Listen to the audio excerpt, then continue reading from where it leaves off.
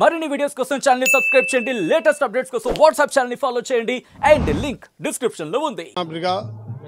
ఈ కాంగ్రెస్ ప్రభుత్వం వచ్చిన 90 రోజులనే యారుటకు పూర్వం తెస్తామని గతంలో మాటిచ్చి అంచెలంచెలుగా ఇప్పటికే గత సాంప్రదాయబద్ధంగా ఒక 5 పనులను ఇప్పటికే ఇంప్లిమెంట్ చేసినాం. మొదటగా ఆటోలను కుంటపైకి ఎక్కించి భక్తులకు ఇబ్బంది లేకుండా కొండ మీద ఉన్నటువంటి వాళ్ళకు జీవనోపాధి కల్పించుకుంటూ భక్తులకు ఎక్కడ కూడా అసౌకర్యం లేకుండా ఆటో కార్మికులకు అసౌకర్యం లేకుండా ఆటోలను అనుమతించడం జరిగింది. రెండవది కొబ్బరికాయలు కూడా ప్రతి భక్తుడు మొక్కు తీర్చుకునే విధంగా అది కూడా స్టార్ట్ చేసినాం.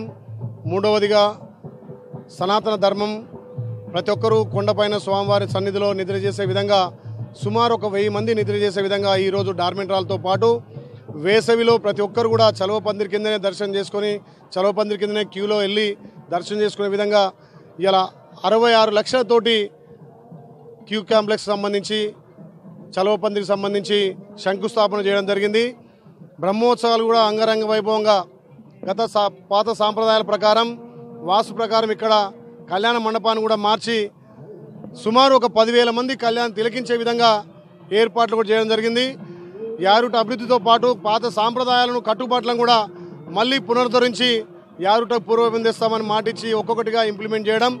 ఇలా సంగీత భవనాన్ని కూడా ఓపెన్ చేసి భక్తులకు కానీ ఇక్కడ వచ్చే యాత్రికులందరూ కూడా ఆ సంగీత భవనంలో స్వామివారి కీర్తనలతో పాటు భజనలు కూడా ప్రారంభించడం జరిగింది. నిజంగా గత 15-20 సంవత్సరాల కింద ఉన్నటువంటి సాంప్రదాయాలన్నీ కూడా ఒక్కొక్కటిగా పునరుద్ధరించడం.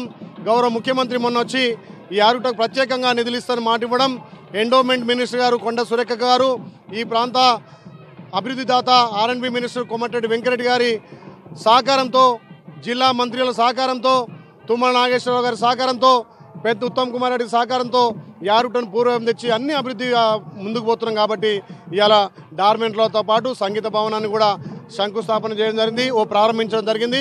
అదేవిధంగా చలవ పందిర్లకు కూడా పర్మనెంట్ స్ట్రక్చర్గా ఇవాళనే ప్రారంభించడం. భక్తులు చాలా సంతోషంగా ఉన్నారు. వీటితో పాటు వచ్చే భక్తులకు అన్ని విధాల సౌకర్యాలతో పాటు water facility, latrine bathroom facility ఇక్కడ అన్ని విధాల వాళ్ళకు వసతి కల్పించి బ్రహ్మోత్సవాలను అంగరంగ వైభవంగా చేస్తున్నాం. 18 తారీఖు కళ్యాణం, 19 తారీఖు రథోత్సవం రాష్ట్ర నలుమూలల దేశముల నుంచి భక్తులు వచ్చి స్వామివారి ఆశీస్సులు తీసుకోవాల్సిందిగా మనం చేస్తున్నాం. మరిన్ని వీడియోస్ కోసం ఛానల్ ని సబ్స్క్రైబ్ చేయండి. లేటెస్ట్ అప్డేట్స్ కోసం వాట్సాప్ ఛానల్ ని ఫాలో చేయండి అండ్ లింక్ డిస్క్రిప్షన్ లో ఉంది.